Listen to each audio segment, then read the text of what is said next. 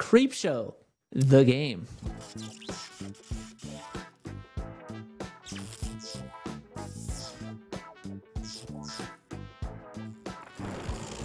The game, ladies and gentlemen, I am super excited. This is a game that I brought to the attention of Adam. Adam, do you know anything about Creepshow? About a little as zero.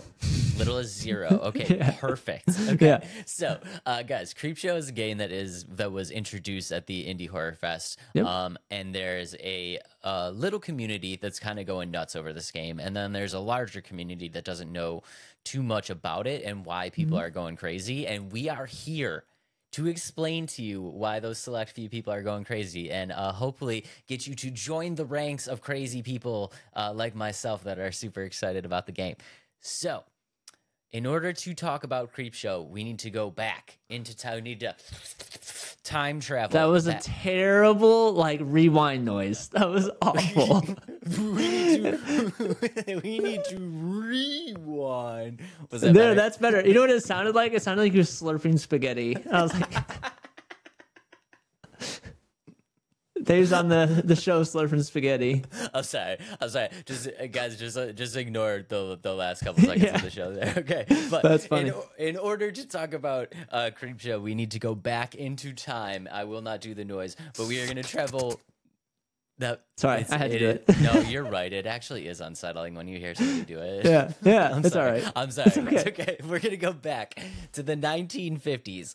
And in the 1950s, there was a comic distributor known as EC Comics, long form entertaining comics. And basically, they published a series of comic books from the 1940s to the mid 1950s. And their specialization was in horror, crime, satire, stuff like that. And most notably, they are the creators of Tales from the Crypt.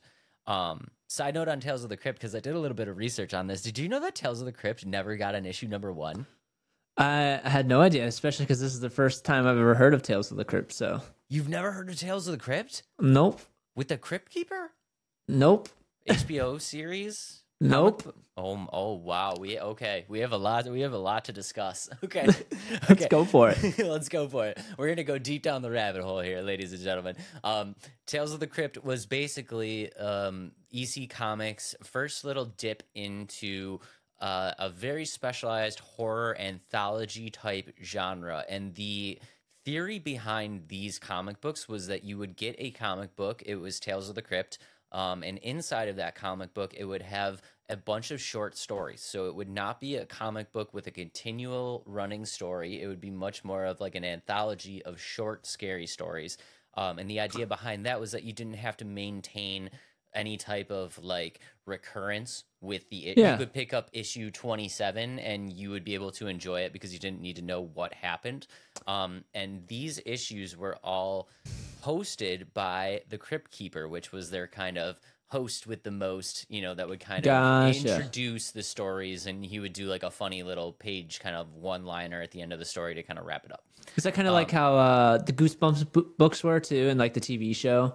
Kind of the Goosebumps or Are You Afraid of the Dark or something. It is a series, but each episode, each issue was its own story, so you didn't really need to follow anything. You could kind of just pick up wherever. Gotcha. Okay. And this idea really took off. People really enjoyed it. So now fast forward to the 1980s, and in the 1980s, Warner Brothers Studios released the first Creepshow movie, and the Creepshow movie came out in 1982. And basically what it was a collaboration between Stephen King and George A. Romero. George A. Romero did Night of the Living Dead. Stephen King, obviously, pretty prolific. A lot of things, yeah. Yeah, pretty prolific horror writer for the time, and obviously still today. So people really got excited about this movie. And when the film came out, it kept the same anthology style that consisted of 5 short stories. And the way that they kind of put it together was they did this sort of homage to EC Comics, which both George A. Romero and Stephen King really enjoyed as a kid. So they kind of wanted to do, the same type of Tales of the Crypt kind of feel. So they did the same anthology-based stuff, and they had what their host with the most was known as the Creeper. and the Creeper was basically the Crypt Keep, their version of the Crypt Keeper, and would introduce the stories and do kind of like the funny one-liner at the end and wrap up all the story and stuff like that. So this movie actually did really, really well. And the thing that I kind of really enjoyed about this movie, I don't know if you've ever seen it, but George A. Romero was a real big fan of the comics, and they really wanted to keep it with like a comic booky kind of vibe. So there's a lot of almost like how the Warriors kind of did that introduction and stuff like that. There's almost like the scenes in like leading into the stories like started as comic book panels and like really cool drawings, and then when they would like fade out from the end of the story, it would turn into this like comic book drawing. It was really, really sweet. If you guys haven't seen it, yeah, that's really neat. Yeah, but I think it's really cool that it kind of like goes with the comics and stuff like that. But yeah, so then basically what happened is the comic book in the movie, the way that the movie starts, it kind of introduces this comic book in the movie, and that comic book actually came to print just a few months later. Fast forward even further, the movie gets 2 sequels. It gets a sequel in 1987, and then it gets another sequel in 2006. And then fast forward to 2019, the series gets picked up by, what's the name of the studio? What was it on? It was on Shudder, I think it was. Something like that, yeah. Yeah, the series gets picked up on Shudder and becomes a recurring series that's a revamp of the original Creepshow movie. And then here comes the game. So I know there was a lot of background there to kind of take in, but hopefully you guys will be a little bit more excited about the game now. Yeah, once we pull up the trailer. Once Adam pulls up the trailer. Yeah, 1 second. I'm trying to make sure we have the where to watch it. AMC maybe? It's not AMC, is it? I think it was Shudder. Well, I tried. I do watch it, but not on a paid service, which we will we won't talk about, which we will not discuss on the podcast. All right, here it is. Okay, so here's the trailer, and you can see already this kind of, guys, if you're just listening on the Spotify, I think you could really see the comic book influence in here, right? Yeah, really. And this is supposed to be the Creeper, I'm guessing, right? Like the guy that's narrating and stuff. So I'm not sure what this is. It's very spooky. Spooky. But yeah, they're gonna show their version of the Creeper. They should, at least. Yes, on Shudder. That guy right there is their version of the Creeper. So that is their version. And it's coming soon. Very soon. But that is their version of the Creeper. So I'm super excited for this game. So I didn't find too much on the game, mostly because I have never seen the show or anything like that. But just from like the animation and style that they put into the trailer, that has me excited. Because, like I've been a fan of like these kind of illustrations and things like that, kind of with the Hellboy Web of Word. That was one that I was really excited about, the animations. And I think that this is going to be something very similar into the terms of like the game could have that really cool feel to it. But yeah. Yeah, that's what I think. I think this game is going to give us very much that comic book vibe, like a lot like we talked about with the Web of Word, with the Hellboy series. And I'm here for it. And I think what could be really, really, really cool about this game is like we've talked about this. We talked about it last episode where the spookiness factor kind of loses its luster the more that things keep like happening and stuff like that. And I think this could be really, really cool because if they stick with that same anthology style, I think we're going to get a game that might just be like an anthology of 5 smaller games kind of wrapped up into one.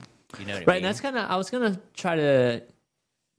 to think about like, how are they going to do it? Is it going to be like, you'll have those 5 different storylines similar to...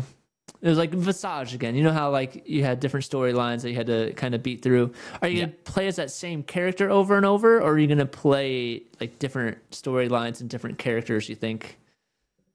I mean, I think if they hold true to the series, basically what we're going to get is almost like a cinematic movie, Mhm. like a cinematic style of gameplay where it's like the game should open up and we get introduced into the creeper, and the Mhm. creeper will do his kind of like narration, and then we would jump into chapter 1, which is like story number 1, right? And then you play Right. through story number 1, and then when you've completed story number 1, that would be the end of the chapter, you jump back and the creeper would like introduce chapter 2, which would be a whole new story. So I think it's going to be kind of cool where like you're going to be, I think you're going to be getting like 5 different games that are Mhm. very Mhm. very easily consumable. You know, it would probably Right. make sense that each one of these chapters you could probably finish in a sitting. Right. Okay, Yeah. that makes sense. But I think And it's kind of now cool that you're going to get these like different looks in the game. I agree. I think that it will be kind of cool. I like that when it's like it keeps you like engaged long enough, or like it keeps you engaged for that story, and it's not so long where like you have to come back to it. Like you can beat that story in that one sitting, like you said, and then you're not missing out, or you won't forget stuff going into that second chapter, that second story. So I like when games do stuff like that because you don't forget what's going on. But another question, I think, do you think this is gonna be more of a like a suspenseful game rather than like a jump scare game, or do you think it's going to have good combination of elements of both? What do you think on where it's going to go based off of watching the TV show?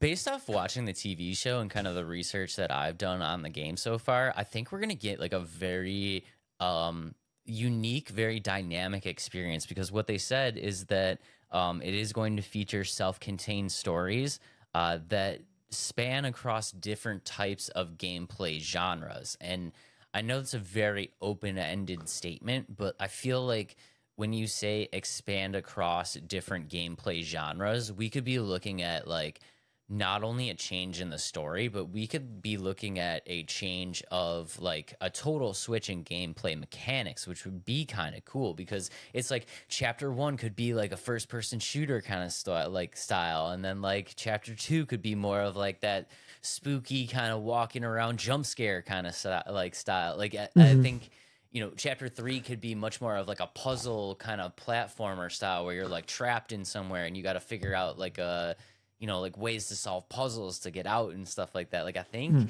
the amount of diversity in this game could be almost endless. So at first I was thinking, oh, that seems ambitious, but the way you kind of described it, it makes kind of perfect sense on how they could do it. I don't think they can go from first person, third person, first person, third person. You know what I mean? I think, or top down or anything like that. I think it's got to, Yeah, no. yeah, I don't think they're going to do something like that, but also kind of just going off of it, that would make it perfect for like sequels or like DLC, like add this story to a DLC or this, you know what I mean? I think it's a way for them to keep the game going if they make it separate stories, you know what I mean? Yeah. Rather than just one release and that's it. I think this is a good way to expand the game for future games, but also more like if they add DLC and things like that. I think that'd be kind of cool. Yeah, I mean, I think like a good way to look at this is, again, it's almost like 5 different experiences in one game, and you could literally just take your developers and be like, guys, this is the look of the game, right? Yeah. It's a first person game, and this is like the color tone, and like this is like the graphic feel and stuff like that. But outside of that, like just go nuts. Like Yeah.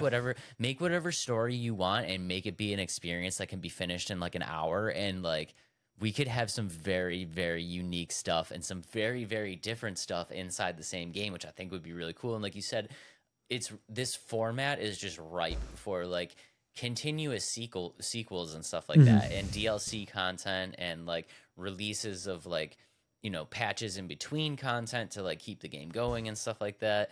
It really is endless, and I think that's why the show has been doing so well. Is it's another show, you know, kind of like Are You Afraid of the Dark or whatever, where you kind of just don't have to follow anything. Like if Creepshow 2, the game comes out, you don't have to play Creepshow 1. You know what I mean? You could just jump right into 2 because it doesn't matter what happened in 1. It's just self-contained stories. So I think the idea is pretty cool. Yeah, I like that idea. I think I think this is a game that will be interesting to play for sure. Just who knows when it's gonna be? Hopefully soon. Coming very, very soon. Soon. That's so funny. Yeah. So I'm super excited for the game, guys. If you never checked out Creepshow and you're a fan of like Tales of the Crypt and like, you know, spooky stuff like that, give the original Creepshow movie a shot. It's actually It's actually a really, really good movie, and it holds up, and I like the anthology feel. I'm excited for the game. Hopefully we get it very, very, very soon. It is supposed to be releasing on consoles and PC sometime in 2024.